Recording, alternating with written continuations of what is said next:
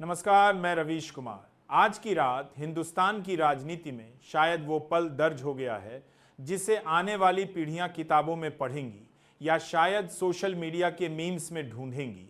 आज राहुल गांधी ने वो हाइड्रोजन बम फोड़ा है जिसकी आवाज़ सिर्फ दिल्ली की संसद तक नहीं बल्कि पूरे सत्ता गलियारे में गूंज रही है। जी हाँ, का अस्तित्व खतरे में है और सबसे बड़ा झटका, चुनाव आयोग ने किया ऐलान, राहुल गांधी होंगे देश के नए प्रधानमंत्री। अब आप सोच रहे होंगे ये हुआ कैसे, अचानक सब कुछ बदल कैसे गया। तो आइए धीरे धीरे समझते हैं इस राजनीतिक भूकंप को जो शायद 2014 से अब तक के सबसे बड़े राजनीतिक विस्फोट के तौर पर याद किया जाएगा। आज सुबह जब प्रधानमंत्री कार्यालय से कोई बयान नहीं आया तब भी किसी ने नहीं सोचा था कि दिन के आखिर में इतिहास लिखा जाएगा। संसद के गलियारों में हलचल थी, भाजपा दफ्तर के बाहर बेचैनी थी और ट्विटर पर राहुल न्यू पीएम ट्रेंड कर रहा था। राहुल गांधी ने प्रेस कॉन्फ्रेंस में आते ही वो दस्तावेज लहराया जिससे जैसे ही सच्चाई सामने आई बीजेपी के नेताओं के चेहरे से रोशनी उड़ गई। उन्होंने कहा, ये है वो सबूत जिससे साबित होता है कि पिछले 3 चुनावों में ईवीएम में हेराफेरी हुई। और फिर एक के बाद एक वीडियो, फाइलें, डेटा सब कुछ देश के सामने रख दिया। राहुल ने कहा, देश ने जो वोट दिया वो सरकार तक नहीं पहुंचा।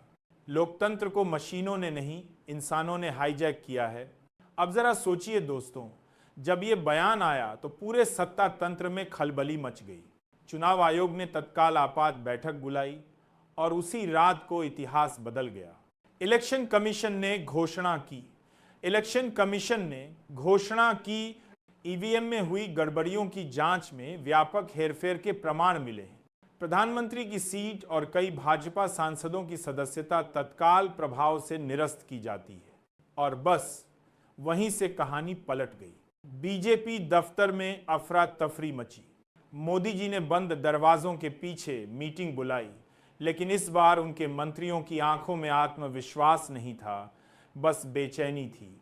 उधर कांग्रेस मुख्यालय में ढोल नगाड़े बजने लगे, जैसे कोई आज़ादी का दूसरा पर्व मनाया जा रहा हो।